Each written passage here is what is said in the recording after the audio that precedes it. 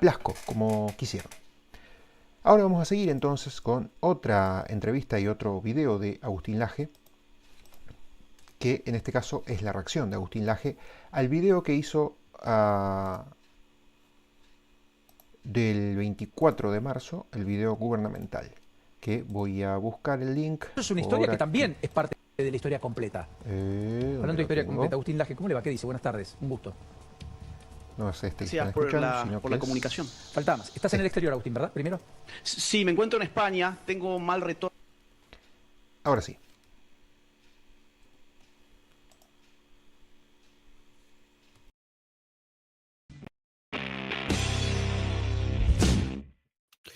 Queridos amigos, bienvenidos a una nueva transmisión en vivo de este canal de YouTube. Hoy es día 24 de marzo, una fecha muy importante para la historia argentina, porque se cumple un nuevo aniversario del último golpe cívico-militar, que data del 24 de marzo de 1976. Y la Casa Rosada, es decir, la Casa del Gobierno, en este caso del presidente Javier Milei, ha publicado el día de hoy en sus redes sociales un video protagonizado por quien les habla.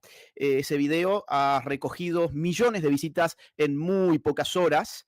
Y bueno, lo que voy a hacer en esta transmisión en vivo es mostrarte el video y reaccionar al video. Mira, 9 millones de reproducciones tiene ya, 9 Mientras tanto yo voy a poner a cargar la luz, que se me apagó en este momento y tuve que cambiar de luz.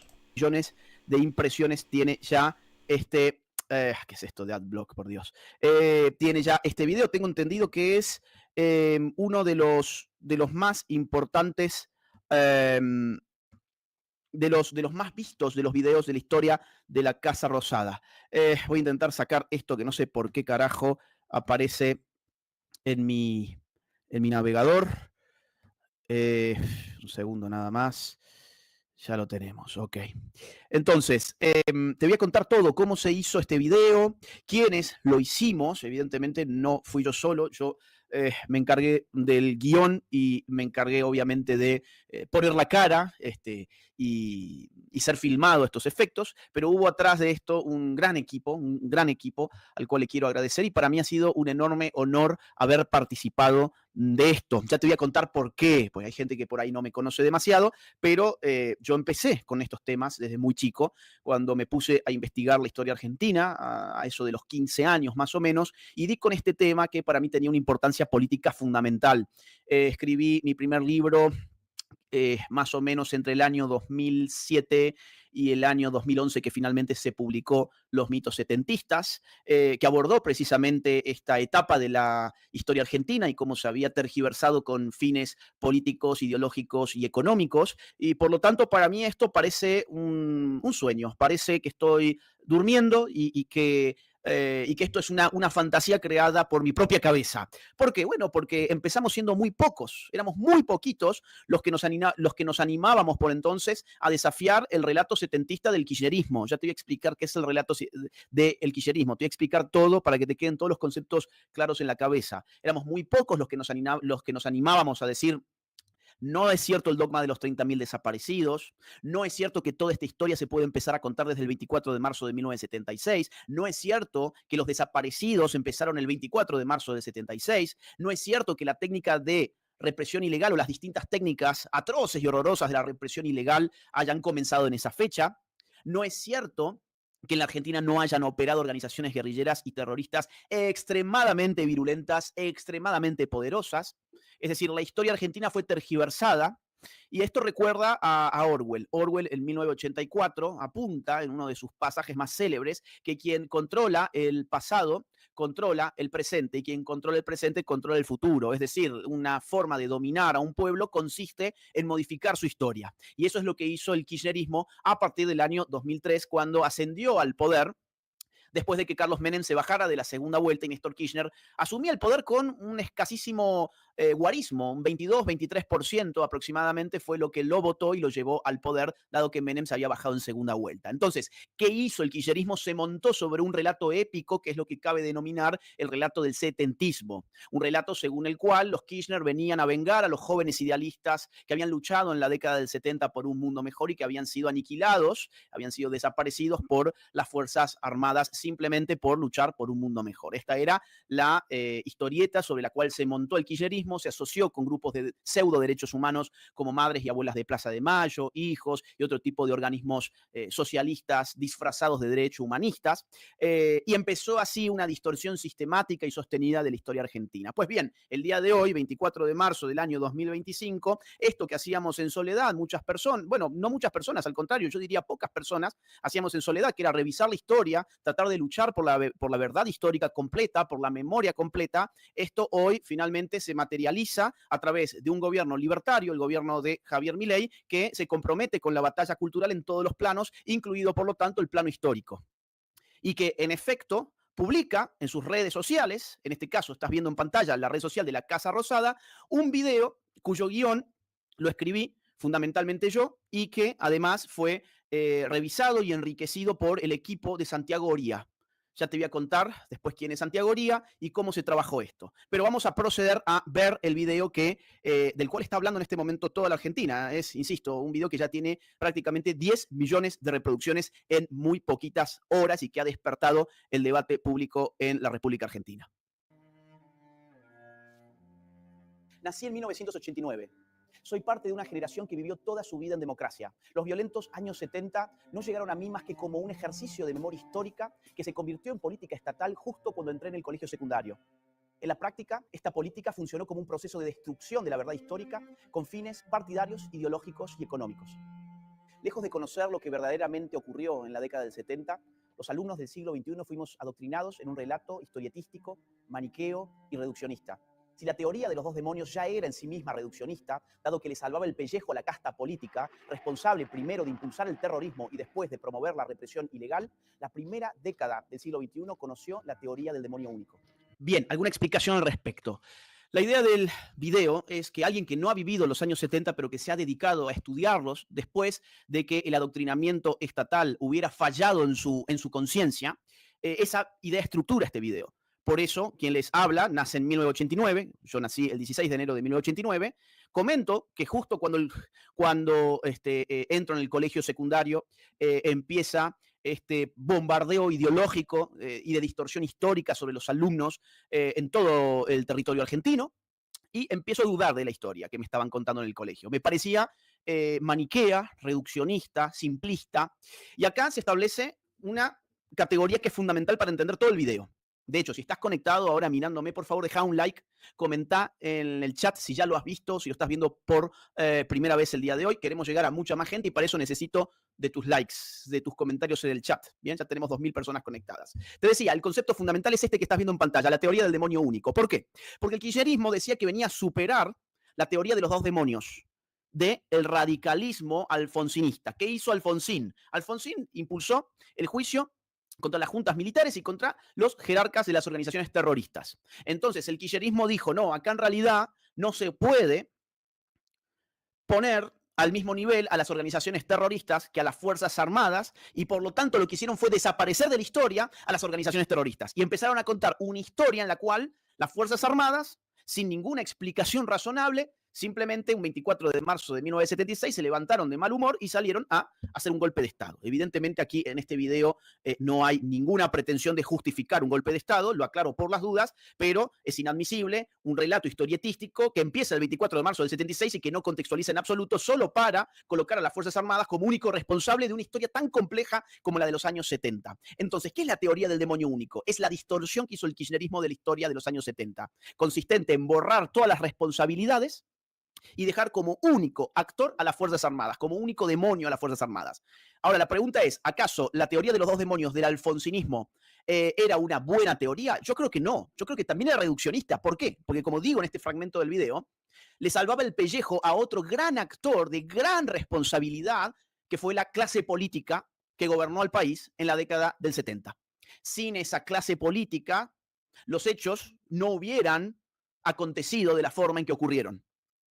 Ya vas a ver por qué, ya vas a ver por qué. Entonces, ¿de qué se trata esta postura frente a la historia? De dejarse de joder con el tema de los demonios. Ni dos demonios, ni demonio único.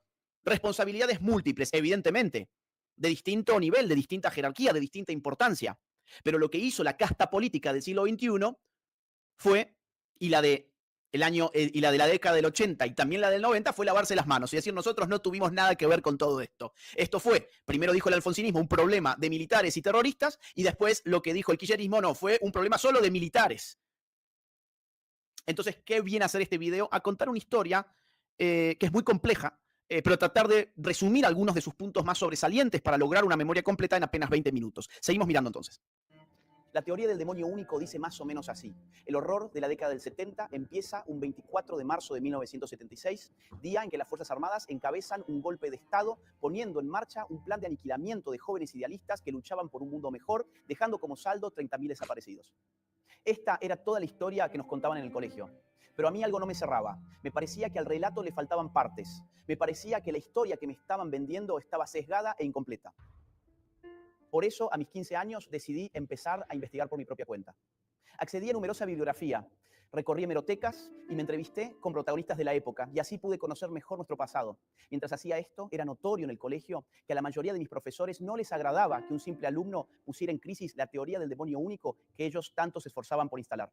Recuerdo la incomodidad en sus rostros cuando les hacía preguntas que no podían o no querían responder. En una ocasión rompieron carteles de las víctimas del terrorismo que yo había llevado para que el resto de los alumnos no conocieran nada sobre estas víctimas. En otra ocasión llegaron a sugerirme que si no aguantaba el adoctrinamiento, me cambiara de colegio. Miren, estas dos anécdotas son muy interesantes. Efectivamente, un 24 de marzo, acostumbrado a que el colegio colgara los rostros de los desaparecidos y los carteles de los 30.000 desaparecidos, se me ocurrió llevar además rostros de víctimas de la guerrilla terrorista. Y bueno, los coloqué antes de entrar a clases, bien temprano, por la mañana, fui un rato antes y los puse al lado de los otros, pensando que era un buen gesto, pensando que estaba de alguna forma contribuyendo a completar la visión que los alumnos podían adquirir en el colegio de lo que había ocurrido en un momento de la historia en que ninguno de nosotros había vivido. Y para mi sorpresa, cuando salgo al recreo en el primer timbre, me doy con que esos carteles que yo había puesto ya no estaban más. Y lo curioso es que en este colegio uno podía colgar carteles. Era un colegio muy laxo en cuanto a sus normas de conducta. Es decir, era un colegio en ese sentido muy liberal.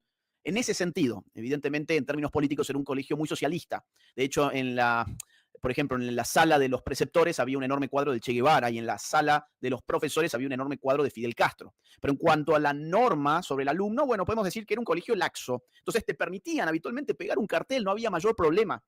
Ahora, el cuerpo docente, no los alumnos, el cuerpo docente se había encargado de bajar los carteles de las víctimas del terrorismo porque eso ponía en jaque el discurso que ellos estaban buscando imponer a sabiendas de que era un discurso incompleto, de que estaban contando una historia incompleta, lo sabían perfectamente.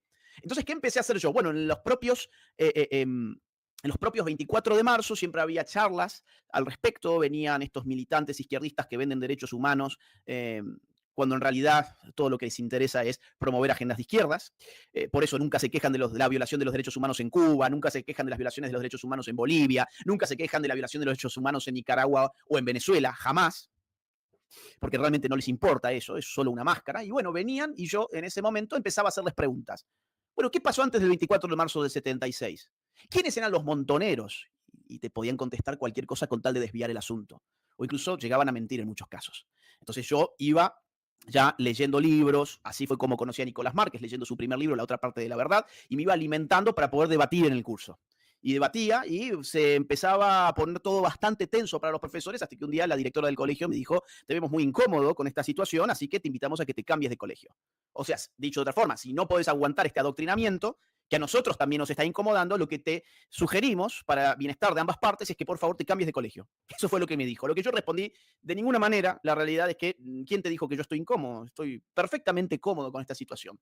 Además tenía todos mis amigos allí, ni loco me iba a cambiar de colegio. Esta es un poquito la anécdota más explayada que resumo en esta frase del video. Todo esto aumentaba en mí la pasión por la verdad histórica. Desde entonces entendí que la historia no es solo aquello que nos cuentan, sino sobre todo lo que nos atrevemos a descubrir. En realidad, el horror de los años 70 fue parte del contexto de la Guerra Fría, en el que los Estados Unidos y la Unión Soviética, las dos superpotencias de la época, se enfrentaron de forma indirecta a través de sus respectivas áreas de influencia. Nuestra América Latina, en particular, fue el escenario de conflictos armados internos entre organizaciones terroristas y guerrilleras que respondían a los ideales del socialismo, por un lado, y por otro lado, las Fuerzas Armadas de los respectivos países que protagonizaron golpes de Estado en toda la región. Esto es muy importante. Santi, querido, por favor, busca mi último tweet, un tweet donde yo pongo un video de un periodista que se llama Bonelli. Bonelli, que es un periodista muy importante de Argentina, pero lamentablemente también muy mentiroso, ha dicho, el día de hoy en su análisis sobre este video, ha dicho que el video niega el golpe de Estado. Bueno, acabas de escuchar no solamente que el golpe de Estado se menciona, sino que además se menciona que han habido golpes de Estado en toda la región, en todo el continente, enmarcados en un contexto de Guerra Fría, donde se enfrentaban las dos superpotencias, los dos superhegemones del mundo, utilizando como intermediadores a otro tipo de países, por ejemplo los nuestros. Esa es la realidad. Ese fue el conflicto de la Guerra Fría. Nunca se enfrentan directamente Estados Unidos con la Unión Soviética, pero de alguna forma tercerizan el conflicto. Entonces Bonelli, que es este periodista, muy conocido en la Argentina, lamentablemente muy mentiroso, dijo esto. Mira, ponele play al video que está más abajo. Ponele play. Batalla cultural vos podés que está dar dando. una batalla cultural, pero vos no podés desconocer hechos para dar esa batalla cultural. No, en Hay eso un hecho coincido, histórico, hubo un golpe obvio. militar. Hay un hecho histórico, desaparecidos. Hay un hecho histórico, comprobado por la justicia. Hay un hecho histórico. La Junta Militar estuvo, un fallo, un juicio histórico que todo el mundo lo aplaudió por lo ecuánime. Sí. Y hubo Ahí está, ponele pausa. hecho histórico que estuvieron... Hubo un hecho histórico, dice Bonelli, que se está negando en este video. Golpe de Estado. Acabo de mencionar no solamente golpe de Estado en Argentina, sino en toda la región. Hubo un hecho histórico, desaparecidos. Ya vas a ver que el video no niega a los desaparecidos. No los niega, pero Bonelli le miente a su público, a sus radioescuchas, diciéndoles que el video miente, tratando de negar el golpe de Estado, tratando de negar los desaparecidos y tratando de negar el juicio a las juntas militares. Retené esos tres asuntos porque vas a verlos en todo el video constantemente aparecer una y otra vez, lo que da la pauta de que el periodismo hegemónico tiene un amor por la mentira, un amor por desinformar que es totalmente irracional.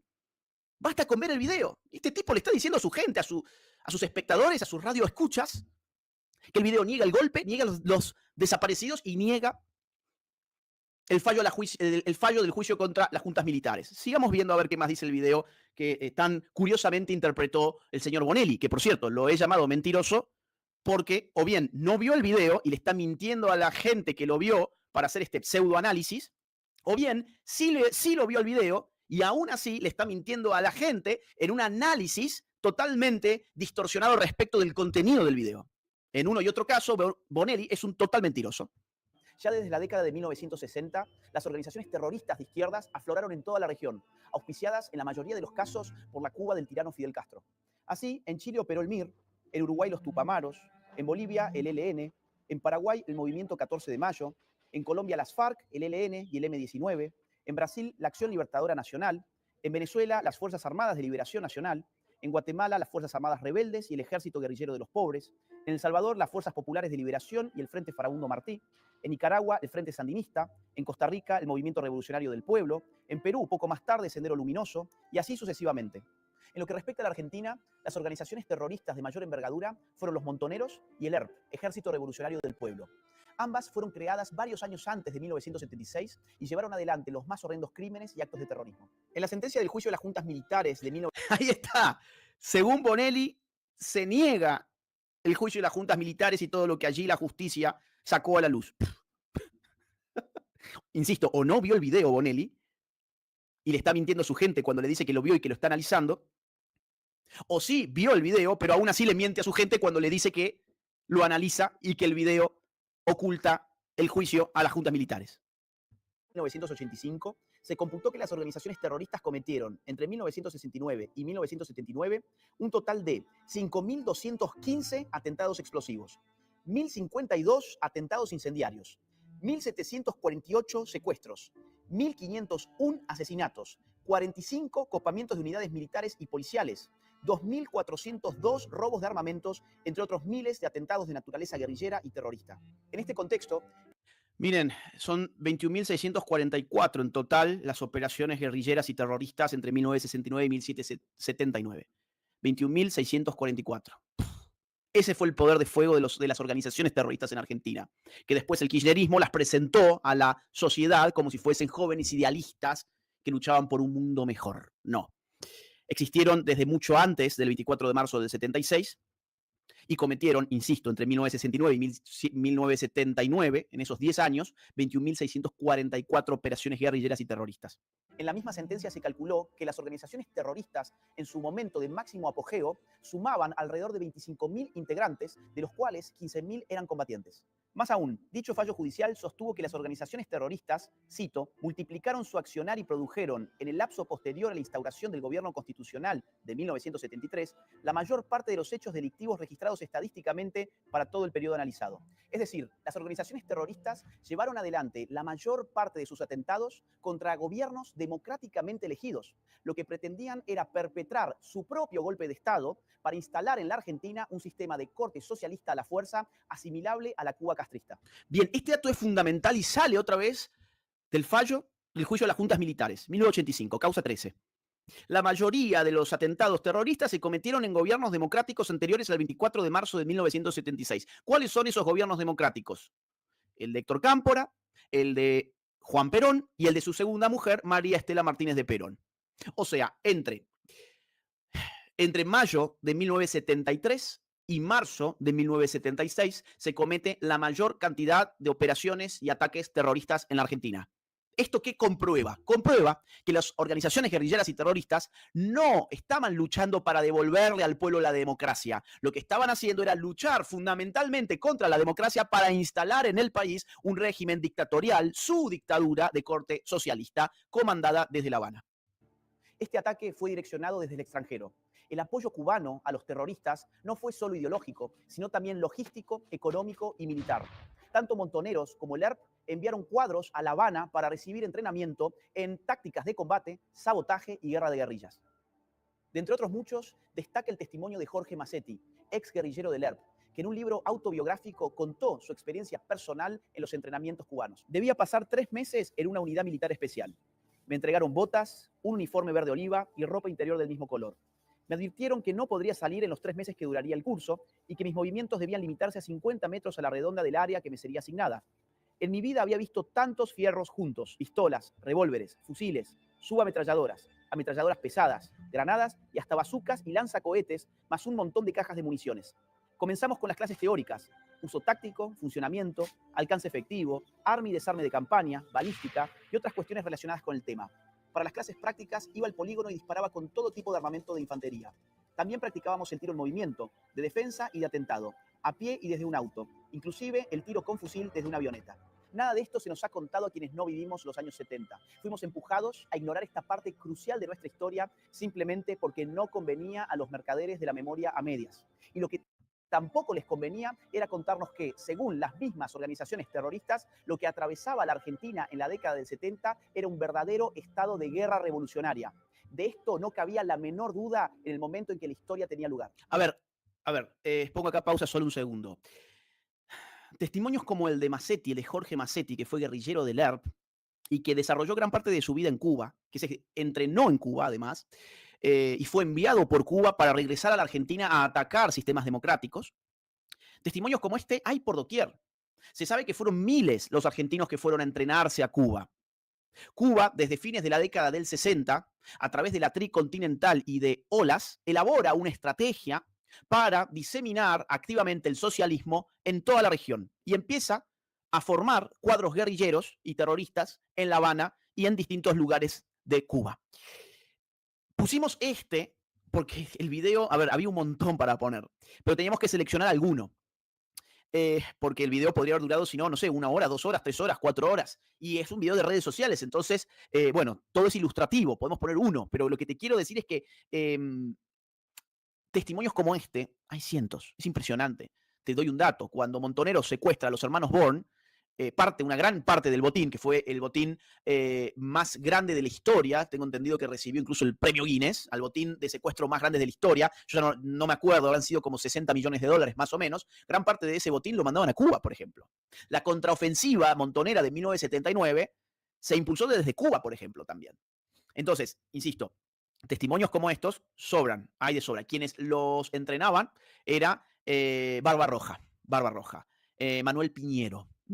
Insisto, en distintos lugares dispuestos para entrenar a terroristas en la dictadura de Fidel Castro. Entonces, ahora, ¿a qué pasa el video? Pasa a caracterizar esto como se caracterizaba en el momento en que la historia tenía lugar, como una guerra revolucionaria. Es muy importante conocer la historia por el prisma de sus actores. Es decir, tenemos que comprender que cuando la historia tenía lugar, sus principales actores se sabían, en este caso, partes de una guerra. Tanto las Fuerzas Armadas, como las organizaciones terroristas, como el periodismo, como la clase política y como la sociedad en general. ¿De qué se hablaba? Fundamentalmente del concepto guerra revolucionaria, guerra interna, lucha armada e incluso guerra civil. Estos eran los conceptos que caracterizaban lo que estaba pasando a nivel violencia política en los años 70 y que fue apuntalado una y otra vez en las publicaciones, en los órganos de prensa de las propias organizaciones terroristas, que es lo que te voy a mostrar a continuación con una serie de ejemplos. Insisto, de esto hay miles de ejemplos, hemos seleccionado algunos con fines ilustrativos. Por ejemplo, desde su revista El Combatiente, el líder del ERP, Mario Roberto Santucho, el 16 de octubre de 1974, en pleno gobierno constitucional, decía lo siguiente: en los comienzos de la generalización de la guerra civil, redoblaremos nuestros esfuerzos de organización y militancia revolucionaria.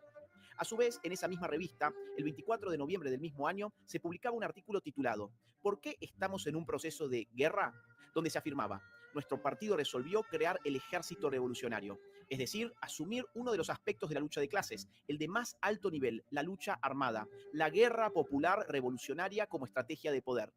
La lucha será larga, sin cuartel, en la que no se puede dar la mínima concesión al enemigo, en la que el problema militar, el aniquilamiento del enemigo por parte de las fuerzas populares, adquiere una importancia fundamental. Como estos, existe otro centenar de ejemplos similares. En este primer mes de gobierno parlamentario no serán olvidados.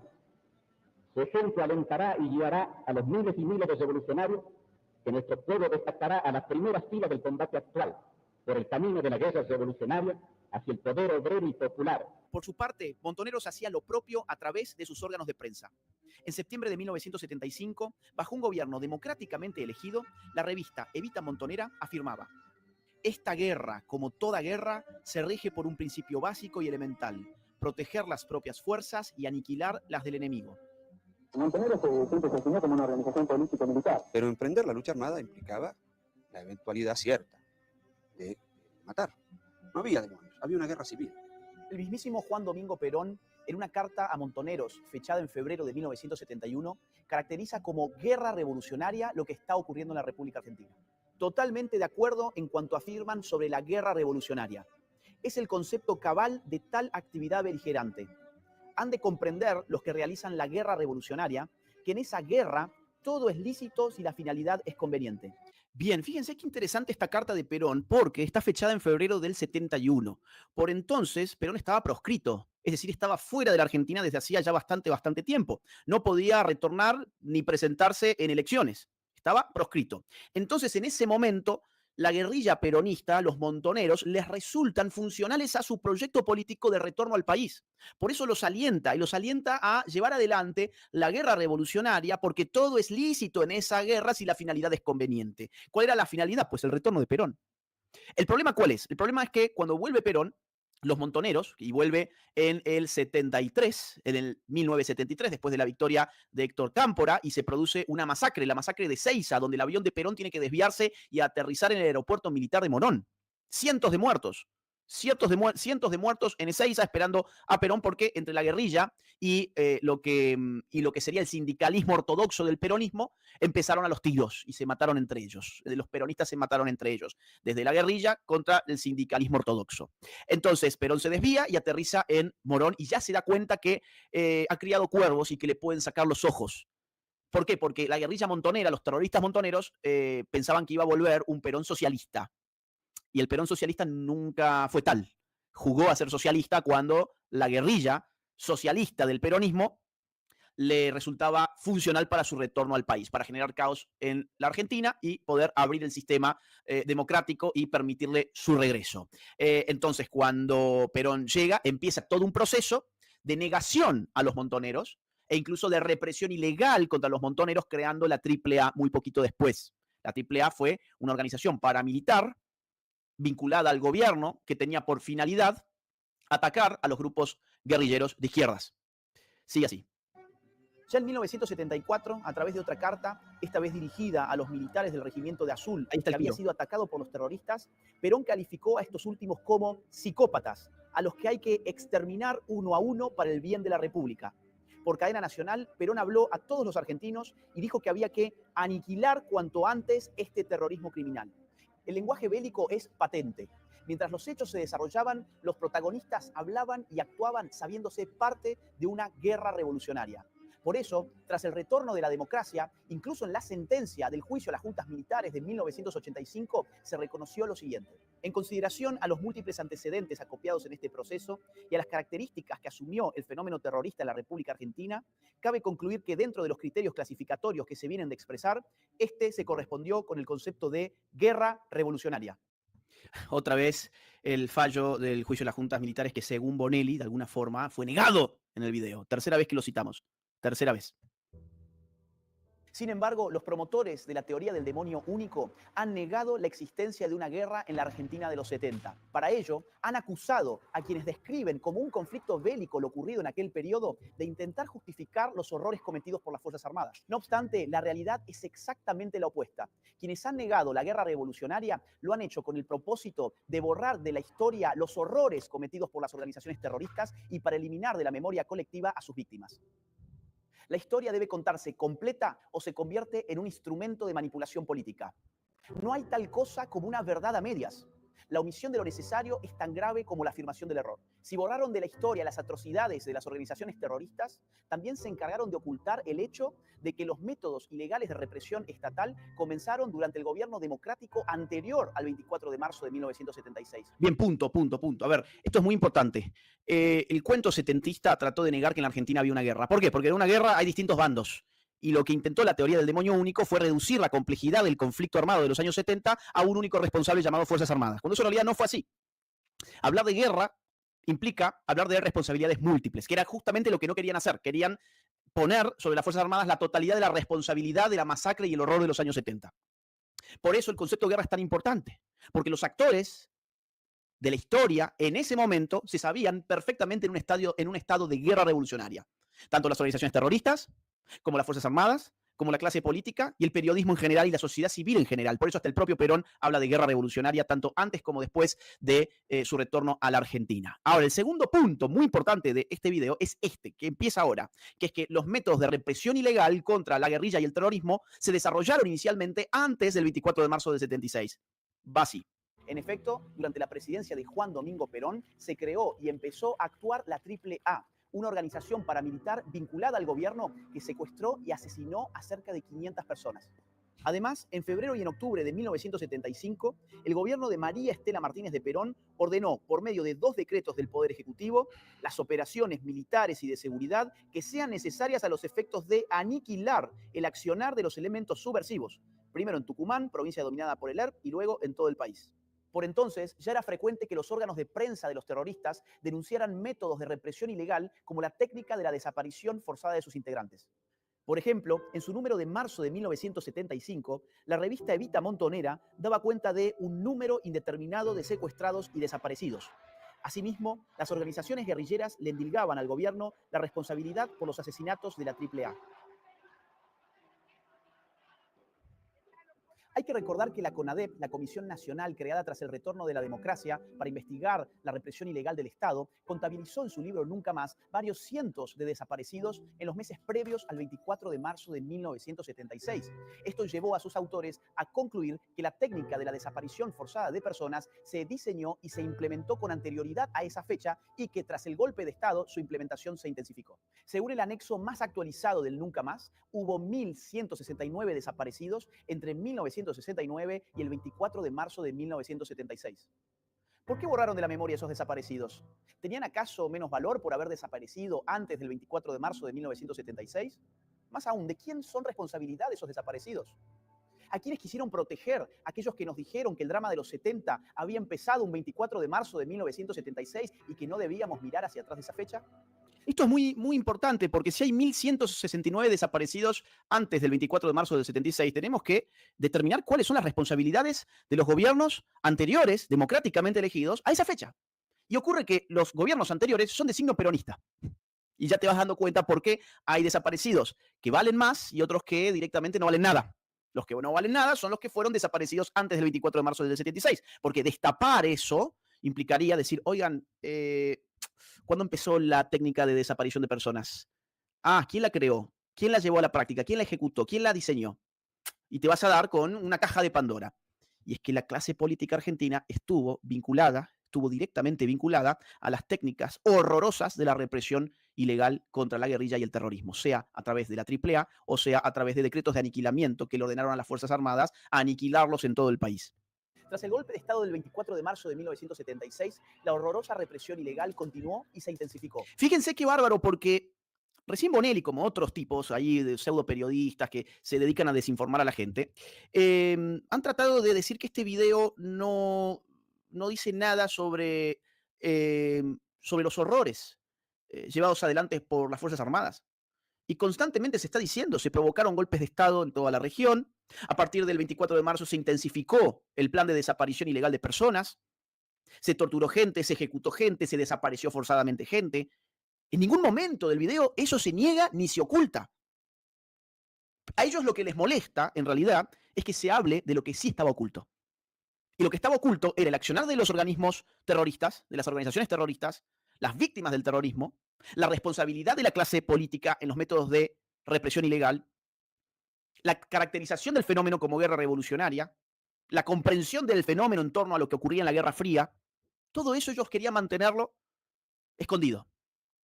¿Y ahora por qué se quejan de este video? Porque dicen que se niegan los horrorosos hechos cuya responsabilidad son de las Fuerzas Armadas, ciertamente. Desapariciones, torturas, ejecuciones sumarias, etc. No se niega en ningún momento. Se lo repite una y otra vez. Las ejecuciones, las torturas, las desapariciones fueron parte de la metodología empleada. Por intereses políticos, ideológicos y económicos, los partidarios de la teoría del demonio único decidieron no ajustarse a los números que surgían de las investigaciones realizadas desde la vuelta de la democracia, sino que se empecinaron con instalar la consigna de los 30.000 desaparecidos. ¿Pero cuál fue el origen de esta consigna? Luis Labraña, el ex guerrillero que confesó públicamente haber inventado la cifra, dijo que lo hicieron porque necesitaban inflar la cantidad de desaparecidos a los fines de conseguir mayores apoyos en Europa. Se determinó un número y alguien dijo 30.000. Fui yo. Pero el negocio del setentismo, propiamente dicho, se inauguró tras el retorno de la democracia. Solo en concepto de indemnizaciones, muchas de ellas de dudosa legitimidad, le hicieron al Estado argentino desembolsar 2.111 millones de dólares hasta el 30 de noviembre del 2015. A esto hay que sumarle los negociados de los autodenominados organismos de los derechos humanos con el Estado, que en realidad funcionaron como estructuras de poder político de los gobiernos de turno. Desde universidades de mentira hasta constructoras fraudulentas de casas que nunca se hicieron, la corrupción afloró por doquier. Estos organismos no solo fueron financiados con recursos del Estado, sino que también sirvieron como usinas de adoctrinamiento y como trampolines políticos para sus dirigentes. Mientras tanto, las víctimas del terrorismo nunca recibieron reparaciones ni reconocimiento alguno. El resultado fue un modelo de impunidad selectiva en el que algunos cobraban millones y los otros ni siquiera tenían derecho a la memoria. Regresando a la cifra de los 30.000 desaparecidos, lo cierto es que jamás surgió de ninguna investigación. En su informe publicado en 1985, la CONADEP contabilizó 8.961 desaparecidos para todo el periodo estudiado. A su vez, el último relevamiento de la Secretaría de Derechos Humanos, realizado en el año 2015 en el marco del Registro Único de Víctimas del Terrorismo de Estado, arribó a un total de 6.348 desaparecidos y 952 ejecutados a la luz pública. Sumados, dan 7.300 casos entre desaparecidos y ejecutados. Siempre me pareció inadmisible que existiendo investigaciones oficiales llevadas adelante y actualizadas bajo gobiernos democráticos, se nos hubiera impuesto una suerte de obligación moral de mentir. Vaya locura, una obligación moral de aferrarnos a la mentira cuando en realidad lo que la historia exige es la verdad. Otra vez nos dijeron que si no repetíamos ni convalidábamos el número 30.000, eso era porque pretendíamos negar los horrores de la represión ilegal. Pero ¿a quién se le ocurrió que 8.961 o 7.300 no eran suficientes para dimensionar la magnitud de la violencia y del desastre? ¿A quién se le ocurrió que no eran suficientes para decir nunca más? ¿A quién se le ocurrió que esos números por sí solos no causaban escozor? La historia debe ser completa y rigurosa. No está bien borrar de un plumazo a las organizaciones terroristas con el fin de instalar la teoría del demonio único. No está bien ocultar la situación de guerra revolucionaria que vivía la Argentina de los años 70. No está bien disimular el hecho de que la represión ilegal y la técnica de desaparición de personas comenzaron antes del 24 de marzo de 1976. No está bien negar a las víctimas cuando son de un lado e inflarlas cuando son del otro. No está bien inventar cifras con propósitos efectistas. Las generaciones que no vivimos los años 70 queremos conocer la historia de manera completa, integral, respetuosa, sin revanchismos, sin anteojeras ideológicas y sin conveniencias políticas y económicas que la ensucien y la distorsionen. Además, queremos hacerlo en libertad. No aceptamos ninguna clase de censura. No le reconocemos validez a ningún dogma escondido tras la tiranía de la corrección política. Queremos ser libres de conocer nuestra historia. Es la única forma que existe de aprender del pasado y no repetirlo nunca más.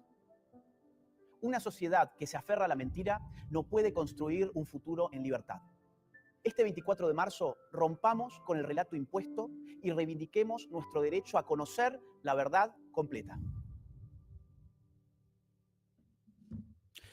Bueno, ahí está.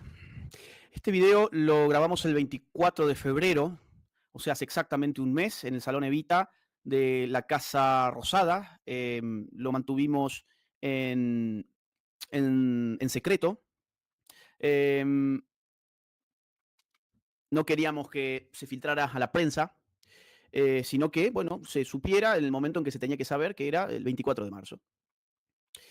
Y el día de hoy, la verdad que fue muy, muy emotivo para mí, porque se me vinieron muchos recuerdos a la cabeza. Recordé muchas cosas que pasaron cuando iba al colegio. Recordé cuando armamos en Córdoba una agrupación llamada Movimiento por la Verdadera Historia. Movimiento por la Verdadera Historia. Éramos pocos, habríamos sido 15 personas. Había víctimas del terrorismo y había familiares de víctimas del terrorismo y había jóvenes, muchos jóvenes, bueno, muchos, éramos 15, en realidad había algunos jóvenes, además de quien les está hablando, que tenían ganas de conocer la historia completa porque se sabían engañados. Y en ese momento, siendo tan pocos, 15, 20 a lo sumo, poníamos nuestro propio dinero para imprimir carteles. Yo te estoy hablando del año 2007, más o menos, 2007 y 2008. Imprimíamos nuestros carteles tratando de concientizar sobre la necesidad de una memoria completa y de recordar la parte de la historia que estaban destruyendo con fines políticos, partidarios e ideológicos y económicos. Y me acuerdo que salíamos por la noche, armábamos engrudo con agua, harina, soda cáustica y pegábamos carteles, imprimíamos folletos y los repartíamos durante el día en el centro de la ciudad de Córdoba. Organizábamos conferencias como podíamos, poniendo nuestros propios recursos. Y como te dije al inicio de esta transmisión, esto hoy, la verdad, nunca me lo hubiese imaginado. Es decir, lograr que, por lo que hemos estado peleando tanto tiempo, llegue a esta esfera, o sea, se convierta en un apetito nacional, vehiculizado, en este caso, por el gobierno más votado de la historia argentina, parece como si fuese un sueño. Parece como si estuviese durmiendo y alguien me fuera a despertar en un rato nada más y volviera al año 2007 a apresurarme para llegar a tiempo y repartir los folletos o pegar los carteles. Hubo mucho esfuerzo y éramos pocos, lo cual le da mayor entidad y le da plena credibilidad, a mi juicio, en mi propia experiencia, aquello de que el resultado en el campo de combate no se determina por la cantidad de soldados, sino por las fuerzas que vienen del cielo. Qué pocos éramos, qué pocos recursos teníamos, ninguno. Agua, harina, soda cáustica y algunas monedas para ir a una imprenta a imprimir carteles diseñados por mí, en este caso. 15 personas, 20 personas. Hoy me escribió una amiga que por entonces se sumó a esto que hacíamos y sin dar su nombre, les comparto el mensaje porque me emocionó muchísimo. Me dijo así: hoy me encuentro mostrándole tu video alusivo a la fecha a mi hijo mayor, el de la verdadera historia, la completa. Tuve la dicha de compartir tus comienzos junto a otros jóvenes, por aquel entonces en pleno crecimiento y aprendizaje. Nunca dudé ni por un segundo de tu gran capacidad, tu intelecto, pero sobre todo tu persona de bien, embanderando una causa incómoda y estigmatizante. asumiendo grandes desafíos y luchando contra molinos de vientos zurdos. Solo con tu voz y tus letras en tus libros. Estoy feliz de tu constante progreso. Crecimos y tus convicciones siguen tan intactas como el primer día. Te abrazo muy fuerte y Dios te siga acompañando en esta pelea cultural. Me emocionó mucho este mensaje, porque, insisto, me trajo muchos recuerdos de todo el esfuerzo que se hizo. El primer libro que publiqué, Los mitos setentistas, me llevó 4 años porque no sabía cómo escribir un libro y apenas había salido del colegio. Conseguir la bibliografía, meterme en las bibliotecas, meterme en las hemerotecas, entrevistar a los protagonistas de la época, revisar archivos. 4 años me llevó, no es ni por cerca mi mejor libro, al contrario, pero fue lo que pude hacer. Era mi granito de arena teniendo 18 años y publicándolo a los 21. Y hoy esto llega a las redes sociales de la Casa Rosada.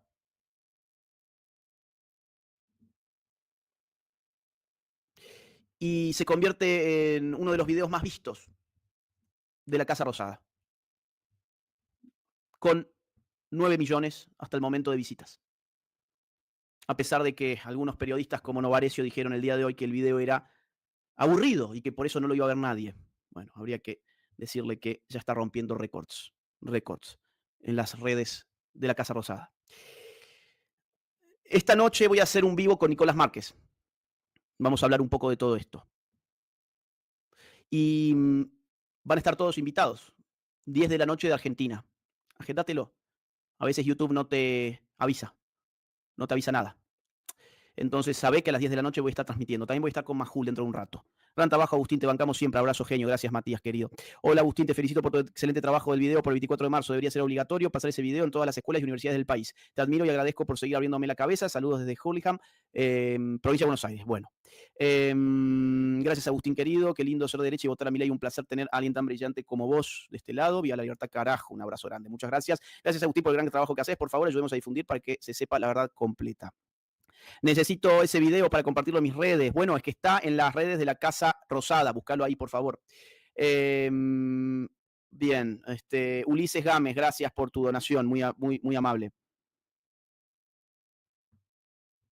No te olvides de la tablada. Allí también hubo ex-ERP. Sí, exacto. El movimiento Todos por la Patria. Nicaragüenses, brasileros y cubanos, todos bajo la anuencia de Alfonsín. En el 89, en enero del 89 precisamente fue eso.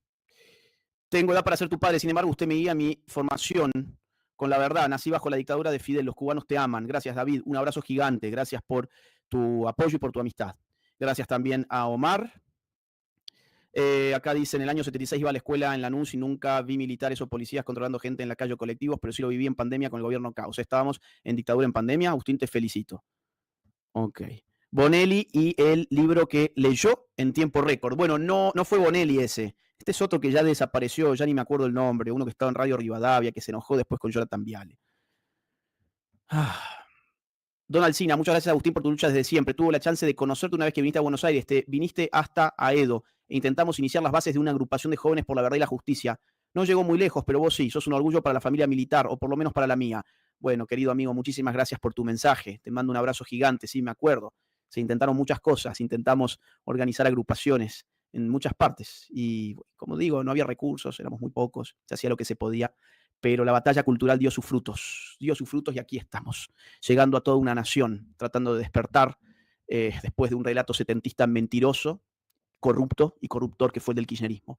Amigos, nos reencontramos muy pronto, a las 10 de la noche, junto con Nicolás Márquez en este canal. Ludmila Cabana dice, excelente video, Agus, gracias por el enorme trabajo que haces. Gracias al equipo de Santiago Oría, un equipazo. La verdad, impresionante, me sentí muy cómodo filmando con ellos este video, hicieron un trabajo espectacular, fueron a las hemerotecas, a las bibliotecas, a los archivos del Estado, hicieron distintas tomas, consiguieron filmografía espectacular que fue editada de una manera muy profesional, tal como lo vieron, así que si no han difundido todavía el video, háganlo, está en las redes de la Casa Rosada. Un gran abrazo y nos encontramos muy pronto de nuevo.